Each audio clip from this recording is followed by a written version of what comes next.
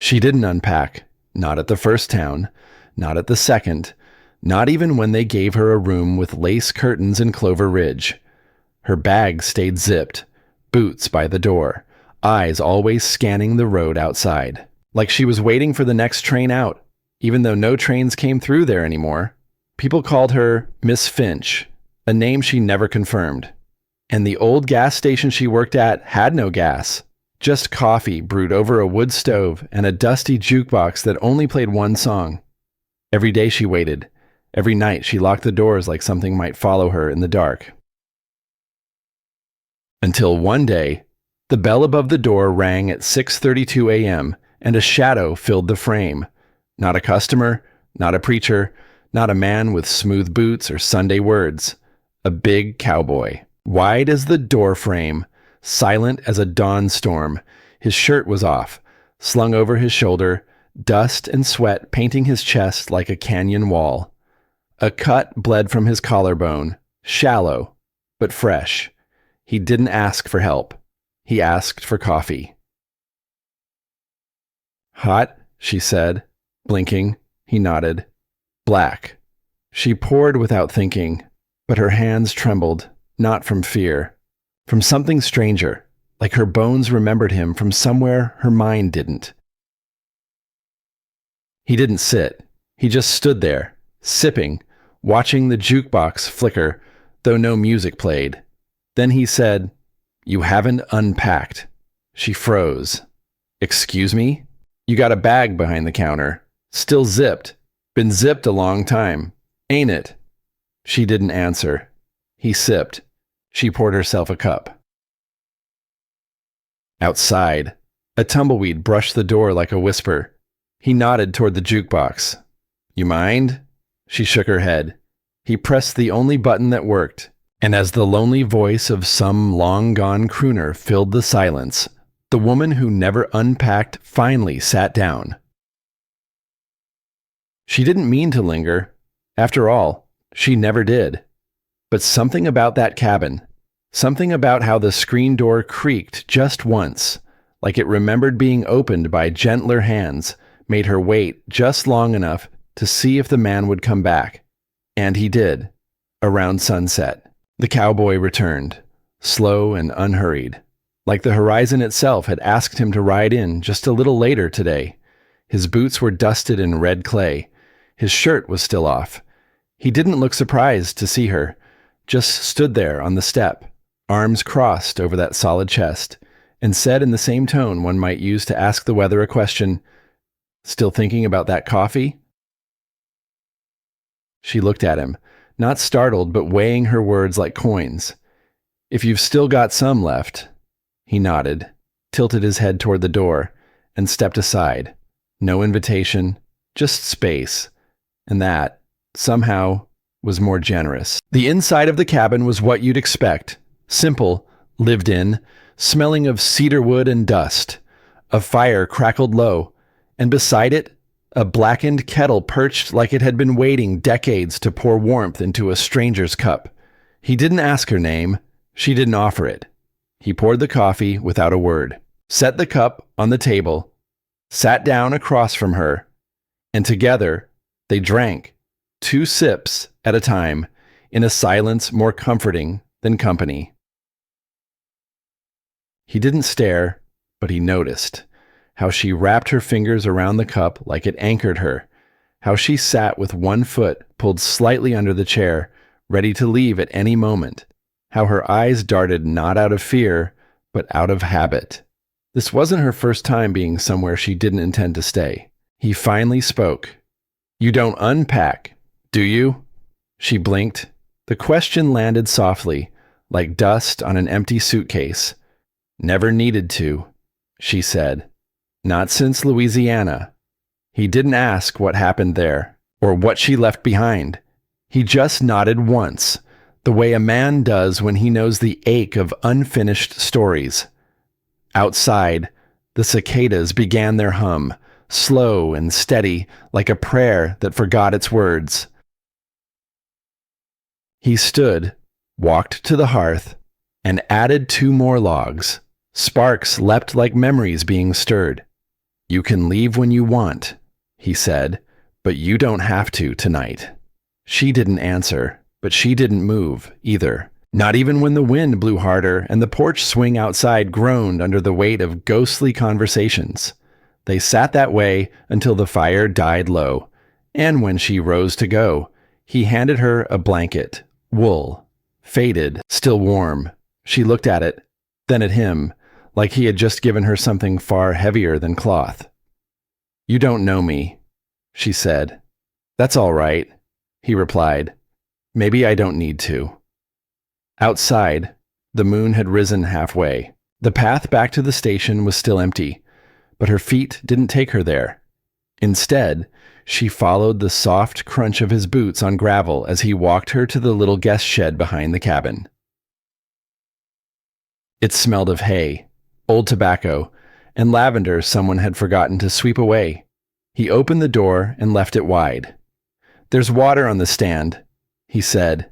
If the coyotes get loud, just talk back to them. They'll respect that. She let out the quietest laugh, the first one in years, probably. And when he closed the door behind him, it didn't feel like a goodbye. It felt like a pause. She didn't unpack that night, but she did set the blanket at the foot of the bed like she might be there again tomorrow. And outside, under the same roof, the big cowboy lay awake too, staring at the dark beams above him, wondering what kind of woman walked into a man's cabin, drank his coffee, said nothing about the past, and still made the air feel like it was finally moving again. The next morning smelled of wet earth and coffee, not the kind brewed for guests, but the kind made strong and early for someone who's worked land longer than he's known people. She heard the clink of enamel mugs and the low murmur of a radio playing something old, maybe Patsy Cline, maybe just static pretending to be music. For a long time, she stayed inside the shed. She didn't want to read too much into warmth, into the way he let her sleep without questions. But when she opened the door and stepped barefoot into the grass, there he was, sitting on the porch, elbows resting on his knees, hat tipped back just enough for the sun to catch the line of his jaw. He didn't turn around, didn't smile, didn't speak, just patted the step beside him, once. She sat. No hellos, no good mornings, just the wind brushing past them like a friendly ghost. Finally, he said, "Folks call me Eli." She glanced sideways, a tiny smirk curling her lips. "I don't unpack names too often either." "Fair," he said, "but mine's not breakable. You can borrow it a while if you'd like." She nodded, letting it roll silently in her head.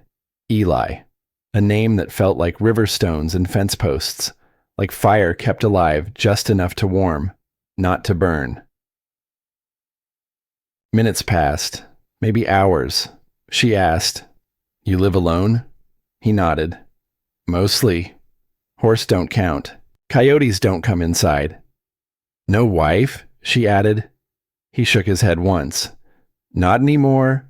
Not since Nebraska." That was all. No explanations. Just the rustle of the trees answering for him. They sat in that rhythm a while longer. When she finally stood to stretch her legs, she didn't walk back toward the road. She walked the fence line, touched a nail here, tugged a loose wire there, like she'd done it before, like muscle remembered things even when the heart tried to forget. He watched from the porch, watched her silhouette against the rising dust, the way her coat flapped, the way she stopped to pick up a broken horseshoe, the way she looked like she might disappear into the ridge if no one asked her to stay. That night, they didn't say much, just shared cornbread and chili by the fire. She offered to wash the dishes. He let her. The silence between them had become less empty, more like the pause in a song that lets you breathe. When she turned to leave for the shed, he said, "Tomorrow I fix the north fence. Could use a second pair of hands." She looked at him, brow raised. "You hiring?" "I'm asking," he said. "Ain't the same." She nodded again, said nothing, but in the morning, She was already out there before he finished tying his boots. They didn't talk about payment, or plans, or pasts, just posts and wire and the stubbornness of dry ground. At some point, he offered her water. She accepted. Their hands brushed. It wasn't a spark. It was steadier than that, like the touch of bark meeting bark. Two old trees learning they could lean a little without falling. The sun rose higher. The wind picked up. Somewhere in the canyon, an eagle cried out, and for the first time in years, she felt like she wasn't running. Not forward, not backward, just here. She stayed, not because he asked, not because she had nowhere else, but because for the first time in years, silence didn't feel like punishment. It felt like music. The days began folding into each other like worn linen sheets. They repaired the fence line that had sagged for years. They sanded the edge of the porch swing that squeaked when wind leaned too hard. They shared morning coffee without a word, an evening stew with fewer words still. He never asked what she'd left behind, and she never told. But it hung there, somewhere between them, not heavy, just waiting. One night, when the sky turned to bruised purple and thunder mumbled low on the horizon, she spoke without looking at him. "I used to think staying meant surrender," she said, holding her mug tight. Eli didn't move, just nodded like the desert itself was listening. "And now?" he asked. She tilted her head. "Now I think maybe staying is another kind of brave." He didn't answer, didn't need to, just rose from the steps, brushed off the dust from his jeans, and said, "You don't have to unpack all at once. Maybe start with just one thing. A cup, a book, a name." That night, she sat alone on the porch long after he'd gone inside. The fire had burned low. The wind had gone quiet. All that remained were the stars, watching. Old stars, unblinking, familiar. She didn't cry, didn't sigh, just sat there with an empty cup in her hand. And in the morning, the door of the cabin creaked open, and she placed a small silver hairbrush on the windowsill. That was all. No explanation, no gesture, just the brush. But to Eli, it said everything. That morning, something shifted, not in the wind, nor in the land. It was quieter than that, like a creek finally finding a stone it no longer needed to push. Eli noticed it first when he came in from chopping wood. The silver hairbrush gleamed faintly on the windowsill, as if it had always belonged there. He paused, didn't touch it, just looked, and nodded to himself.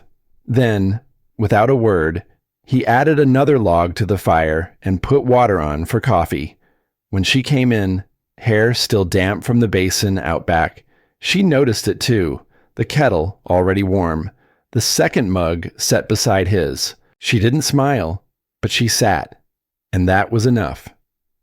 "I used to brush my mother's hair with that," she said eventually. Her voice didn't tremble.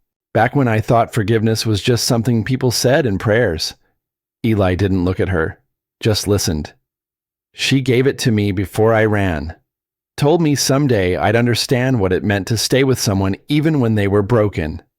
She took a sip of coffee, grimaced at the bitterness, but didn't add sugar. "I didn't believe her. I thought broken people were meant to be left behind." Eli finally looked over. "You still think that?" She shook her head slowly. "I think now, maybe broken people are the only ones worth staying for." The wind pushed at the shutters gently, like it, too, had softened. They didn't speak much that afternoon. She mended an old curtain while he split logs. But every once in a while, they'd glance up at the same time, and that was enough. By evening, a storm rolled in from the mesa, sharp and sudden. Rain slapped the tin roof like a reminder. Eli stepped out to tie down the horses, and when he came back, soaked through, she was waiting with a dry shirt in her hands. It was the first time she'd seen his scars, the ones across his ribs, pale and raised, the ones no one talks about, Not in bars, not in saloons, not even in letters. She didn't ask, just handed him the shirt. And when he took it, their fingers brushed for the first time. That night, they didn't sit on the porch. They sat by the fire. She curled in the chair with her knees tucked under her chin. He sat across, oiling his saddle straps. Neither of them said it, but both knew something had begun. Not love, not yet, but the clearing before it. The storm stayed for 3 days, the kind of slow-moving, whispering storm that doesn't yell but weeps. And during those days, neither of them left the cabin. She cooked. Nothing fancy, beans, cornbread, strong black coffee, but she did it without asking, and he ate without complaint. And that silent rhythm, that unspoken truce between past and present, became their way. On the second night, the power of silence found its voice. He told her about the canyon, the one where a younger version of him had left a brother behind, not in death, but in distance. A bitter argument, a rifle pointed, not fired. He didn't cry when he told it, just stared at the flicker of the fire like it could burn the memory into something softer. She didn't say sorry. She didn't offer comfort. She simply handed him a second blanket and sat a little closer. When the rain let up, the air smelled cleaner. The world looked washed. And so did they. They stood on the porch that morning, both holding chipped mugs, steam curling into the dawn. In the distance, the horses snorted and shook the wet from their manes. Her dress clung a little from the damp, and his hat sat lower than usual, like it was weighing something down. "Feels different?" she said. He nodded. "It is." That was all. And it was enough. She spent the afternoon patching a tear in the saddlebag, not because he asked, just because she saw it. And he didn't stop her. That night, he carved her name into the edge of the wood stove. Not the whole name, just the letter M, with a little arrow beside it. She saw it the next morning, but didn't mention it. Instead, she started humming while she boiled water. A low tune, maybe something from her childhood. Eli didn't ask, he just listened, and the sound of it wrapped around that quiet cabin like a memory too gentle to name. Later that week, he saddled up both horses. The sun hadn't quite crested the ridge yet, and the sky still held on to that pale blue hush before morning breaks loose. She stepped out onto the porch, rubbing her arms beneath his old flannel she now wore like it had always been hers. "We going somewhere?" she asked. He nodded toward the trail. "Just a ride." She didn't question, just slipped on her boots and followed. They didn't talk much on the ride. Didn't need to.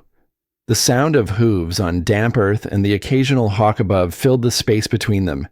He led her past the creek, past the broken fence line he never bothered to fix, and into the open valley where wildflowers grew like they had something to prove. She gasped softly. "I didn't know this was here." "Most folks don't," he said. "Too far off the road. Too quiet."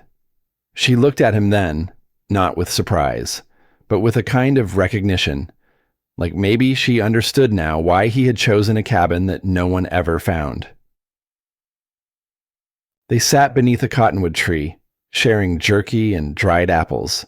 At some point, she leaned against him, not heavily, just enough to let him know she wasn't afraid to, and he didn't move, didn't flinch, he just let her stay. When they got back, she didn't go inside right away. Instead, she circled the house, barefoot, touching the siding like it held stories. She found an old horseshoe buried in the dirt near the shed, held it up like treasure. "You're a strange kind of man, Eli," he chuckled. "You're just figuring that out now?" That evening, she brought out a deck of cards. "Ever play gin rummy?" "Nope." "Good." She smiled. "I hate losing." He let her win the first game. She didn't let him get away with it the second. They played until the lantern burned low, until both of them were too tired to pretend they weren't smiling. Before bed, she stood by the window and whispered something he couldn't hear, but he watched her, and whatever it was, it made her look lighter. The next morning, he found her out by the barn, brushing his horse with careful hands. "He likes you," Eli said, watching from the shade of the doorway. She smiled, not looking up. Animals always do. People, not so much. He walked over slowly, stood beside her. People just don't take the time to see. She paused, the brush resting gently against the horse's flank. "You did." He didn't answer. Didn't need to. That afternoon, clouds rolled in from the west, big, lazy ones with bellies full of rain. He went around tightening the shutters, tying down the barrels, covering the woodpile. When he came back around, she was standing with her arms outstretched, catching the first drops on her palms. Her eyes were closed, her face turned to the sky like a sunflower. He stopped in his tracks. Something about the way she welcomed the rain, like it wasn't a threat, just another kind of sky, made him forget every hard winter he'd survived alone. Inside, the rain drummed soft rhythms on the roof. She made tea. He didn't know they had any, but she found it tucked behind old jars. They sat by the window, sipping in silence, watching the world soften. "You always drink your tea with nothing in it?" she asked. "I never had much to put in it," he said. "Not even sugar?" "Not even company," he replied. She set her cup down, looked at him with something warm and steady. "Well, now you do." He didn't know what to say, so he didn't say anything, just nodded once, like a man who'd been given a gift too good to name. That night, the rain turned heavy. Wind shook the shutters and made the fire crackle wild. She moved her bedding closer to the hearth. He brought her a second quilt. "You'll catch cold." She reached for the blanket, but instead took his hand. "You don't have to stay over there tonight." He looked at the space beside her, at the firelight dancing in her eyes, at all the years between this moment and the last time someone wanted him close. He didn't speak, just sat beside her, their shoulders touching. Eventually, she rested her head against his chest, and he didn't move away. When they woke, the storm had passed. The land outside sparkled with new puddles and dripping leaves, but inside, something deeper had settled. Not passion, not declarations, just a stillness. The kind that comes after a long wait is finally over. The days that followed unfolded like pages in a book neither of them had planned to read. Quiet, ordinary, and somehow exactly what they both needed. She took to humming while sweeping the porch. He found himself mending a loose board on the fence that had been broken for years. They didn't talk about what had changed. They didn't need to. Each morning, she rose before the sun and walked barefoot through the dew, gathering wildflowers near the creek. He watched from the window, sipping coffee that she had begun making without asking. Her presence in the cabin was like wind in a room that had been sealed too long. Nothing loud, just movement, life. One evening, she stood at the edge of the field, hands on her hips, staring out across the horizon. "You ever think about leaving?" she asked. He leaned against the post beside her. "I used to," he said. "Then I thought about what I'd be running from. Now, I think I might be done running." She looked at him then, and he saw something in her eyes. Something not lost, but returning. A woman finding her place, not just passing through. Later, as the sun dipped low and painted the grass in shades of gold, she cooked beans and cornbread, and he told her about the time he got caught in a flash flood near Canyon Rock. She laughed, not because the story was funny, but because it felt good to laugh again. He smiled too, the kind of smile that stays in your bones. That night, while feeding the fire one last time before bed, he turned to her. "You know, this cabin's been standing a long time," he said. "Yeah? But it never really felt lived in. Not till now." She didn't reply right away, just reached over, took the tin cup from his hands, and set it down on the hearth. Then she looked up at him. "Then let's keep living in it." He didn't say anything, just watched her move through the cabin like she belonged there. And somehow, she did. The silence between them wasn't heavy anymore. It was the kind that spoke of comfort, not absence. It was the sound of two people no longer trying to prove anything, just being. A week later, a dust storm rolled through the valley. The sky turned copper and the wind howled against the boards. He bolted the windows. She gathered candles, and when the lights flickered out, they sat on the floor beside the hearth, a blanket around both their shoulders. "Used to ride out storms like this alone," he murmured. She leaned her head on his shoulder. "Not anymore." That night, they fell asleep beside the fire, her hand resting lightly on his chest, his breath deep and even, the wind slowly dying outside. In the morning, the land was quiet again, washed clean by the storm. The sky stretched wide and cloudless. She opened the door and let in the light. He stepped outside, shirtless, muscles cut by shadow and sun, his boots heavy on the porch. His horse nickered softly and came to meet him.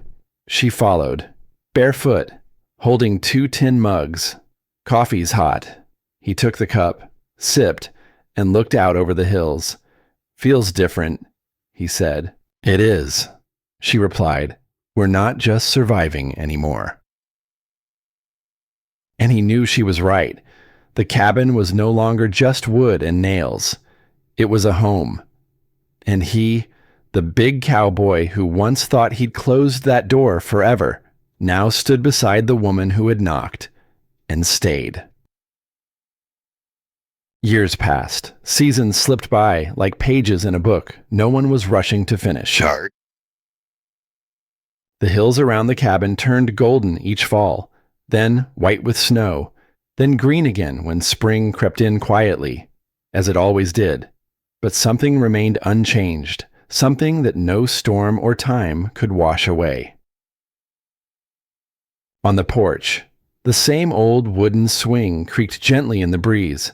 Sometimes she sat there with a book in her lap and his hat over her eyes. Sometimes he sat there alone, sharpening a blade, or just thinking.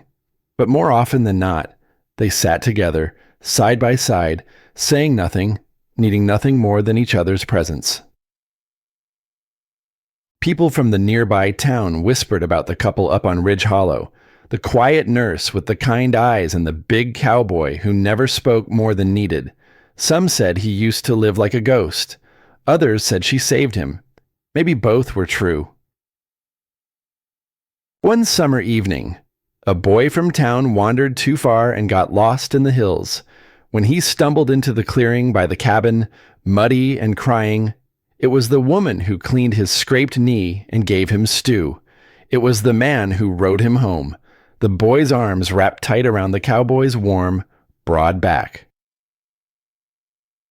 After that, they were no longer a mystery, just 2 good souls living quiet lives in a place that had finally learned to hold peace.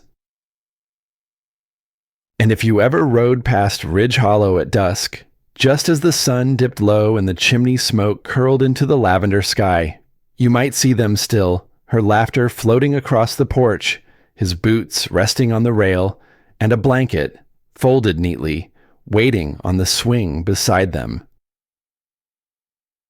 Not as a memory, as a promise. Before you go, if this story softened a part of your heart, subscribe for more Wild West love stories that bring silence, strength, and second chances to life. Hit the bell so the next one finds you, right when you need it most.